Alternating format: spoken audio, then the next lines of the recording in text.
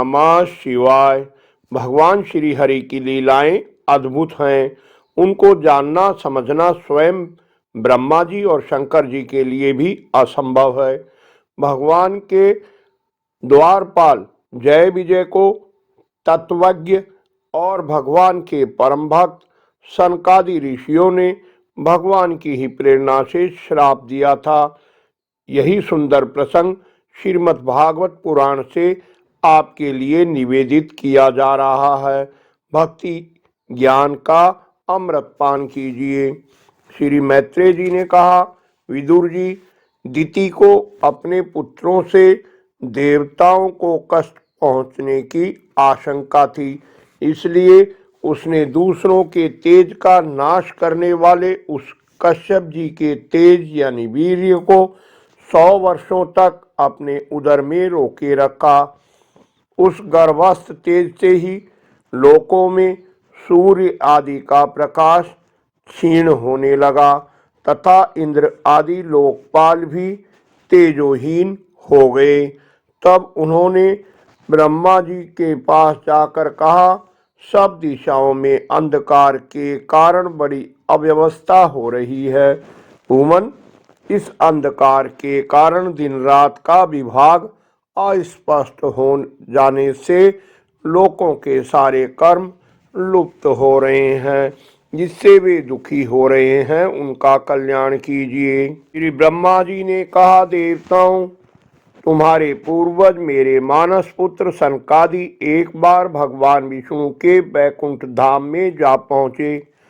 जो लोग भगवान की पाप हारिणी लीला कथाओं को छोड़कर बुद्धि को नष्ट करने वाली अर्थ काम संबंधिनी अन्य निंदित कथाएं सुनते हैं, वे उस वैकुंठ लोक में नहीं जा सकते। जब सनकादि अपने योग बल से वैकुंठ धाम पहुँचे तब उन्हें बड़ा ही आनंद हुआ। भगवत दर्शन की लालसा से अन्य दर्शनीय सामग्री की उपेक्षा करते हुए वैकुंठ धाम की 6 डोरियां पार करके जब वे 7वीं पर पहुंचे तब वहां हाथ में गदा लिए 2 समान आयु वाले देवश्रेष्ठ दिखाई दिए, जो बाजूबंद कुंडल और किरीट आदि अनेकों आभूषणों से अलंकृत थे।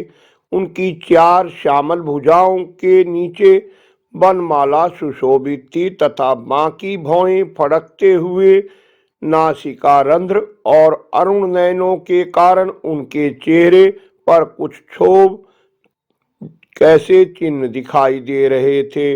उनके इस प्रकार देखते रहने पर भी वे मुनिगण उनसे बिना कुछ पूछताछ किए जैसे पहली 6 डोरी लांग कर आए थे, उसी प्रकार उनके द्वार में भी घुस गए। उनकी दृष्टि तो सर्वत्र समान थी और वे निशंक होकर सर्वत्र बिना किसी रोक टोक के विचरते थे। वे चारों कुमार पूर्ण तत्वज्ञ थे तथा ब्रह्मा की सृष्टि में आयु में सबसे बड़े होने पर भी देखने में 5 वर्ष के बालकों से जान पड़ते थे और दिगंबर यानी नंग धड़ंग वृत्ति से रहते थे। उन्हें इस प्रकार निसंकोच रूप से भीतर जाते देख उन द्वारपालों ने भगवान के शील स्वभाव के विपरीत उनकी हंसी उड़ाते हुए उन्हें बेंत अड़ाकर रोक दिया, यद्यपि वे इस दुर्व्यवहार के योग्य नहीं थे।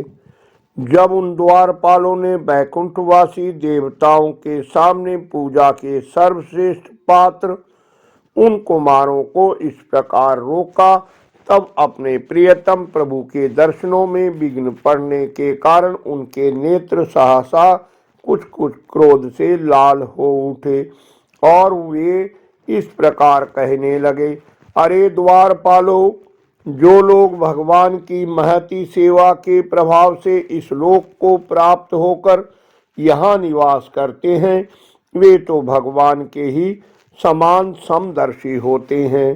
तुम दोनों भी उन्हीं में से हो, किंतु तुम्हारे स्वभाव में ये विषमता क्यों? परम शांत स्वभाव भगवान का किसी से विरोध भी नहीं है। फिर यहाँ ऐसा कौन है जिस पर शंका की जा सके? तुम स्वयं कपटी हो इसी से अपने ही समान दूसरों पर शंका करते हो। तुम हो तो इन वैकुंठनाथ के पार्षद, किंतु तुम्हारी बुद्धि बहुत मंद है। अतएव तुम्हारा कल्याण करने के लिए हम तुम्हारे अपराध के योग्य दंड का विचार करते हैं। तुम अपनी भेद बुद्धि के दोष से इस वैकुंठ लोक से निकलकर उन पापमय योनियों में जाओ, जहाँ काम, क्रोध, लोभ प्राणियों के तीन शत्रु निवास करते हैं।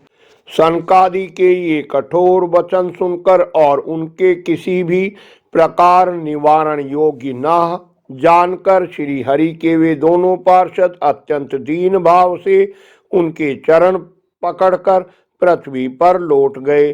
उन्होंने अत्यंत आतुर होकर कहा, भगवान, हम अवश्य अपराधी हैं। आपने जो दंड दिया है वह उचित ही है, किंतु हमारी दुर्दशा का विचार करके यदि करुणावश आपको थोड़ा सा भी अनुताप हो तो ऐसी कृपा कीजिए कि जिससे उन अधमाधम योनियों में जाने पर भी हमें भगवत स्मृति को नष्ट ना करने वाला मोह प्राप्त ना हो।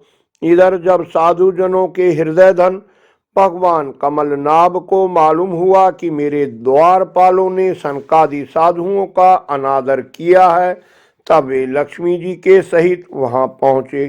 सनकादि ने देखा कि उनकी समाधि के विषय श्री वैकुंठनाथ स्वयं पार्षदों सहित पधारे हैं। भगवान का श्री विग्रह बड़ा ही सौंदर्यशाली है।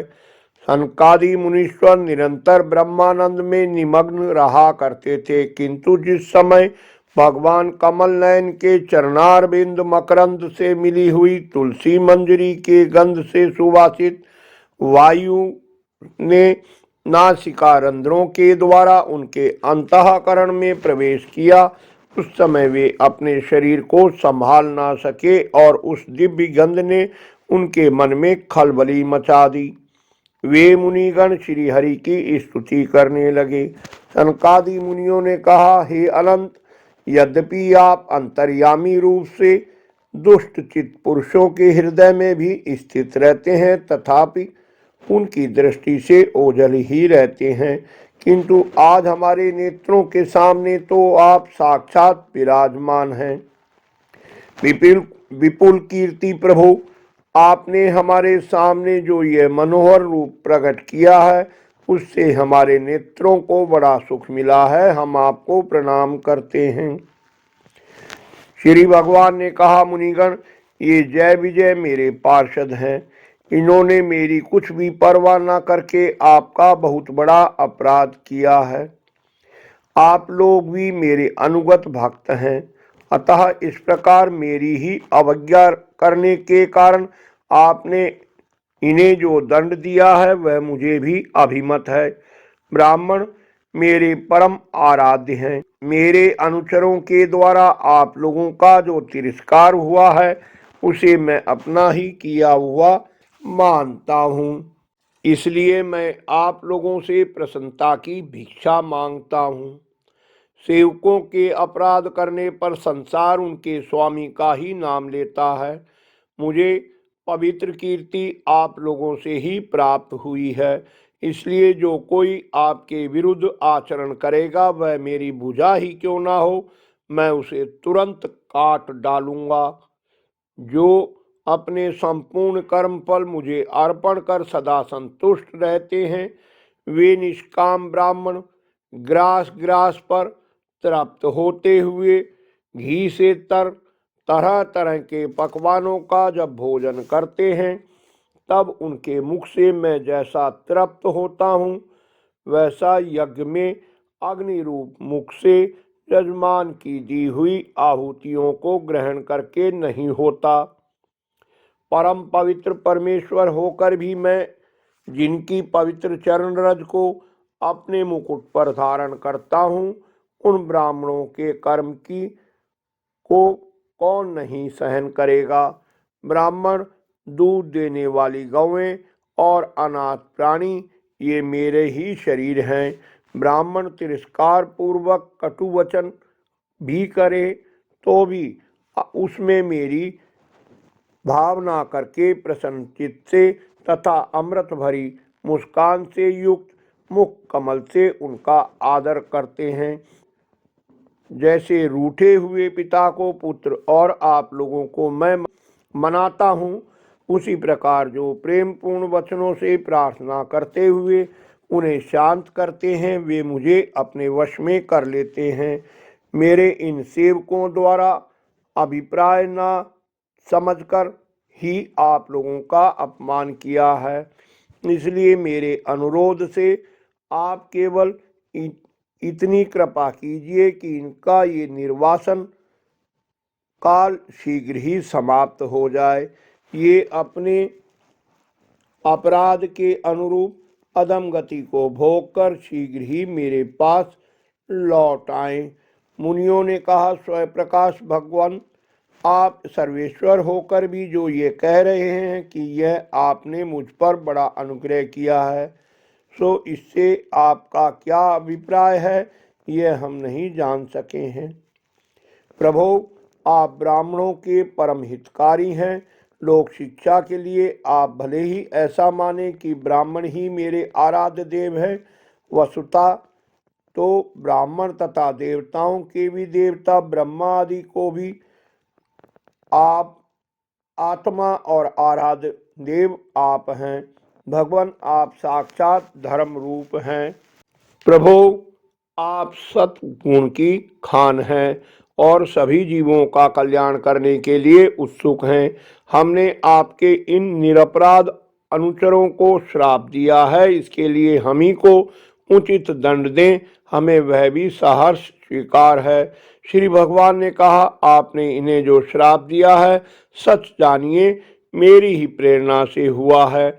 अब ये शीघ्र ही दैत्य योनि को प्राप्त होंगे और वहां क्रोध आवेश से बढ़ी हुई एकाग्रता के कारण सुदृढ़ योग संपन्न होकर फिर जल्दी ही मेरे पास लौट आएंगे। तदंतर उन मुनीश्वरों ने भगवान विष्णु और उनके स्वयं प्रकाश वैकुंठ धाम के दर्शन करके प्रभु की परिक्रमा की और उन्हें प्रणाम कर तथा उनकी आज्ञा पा भगवान के ऐश्वर्य का वर्णन करते हुए प्रमुदित हो वहां से लौट आए।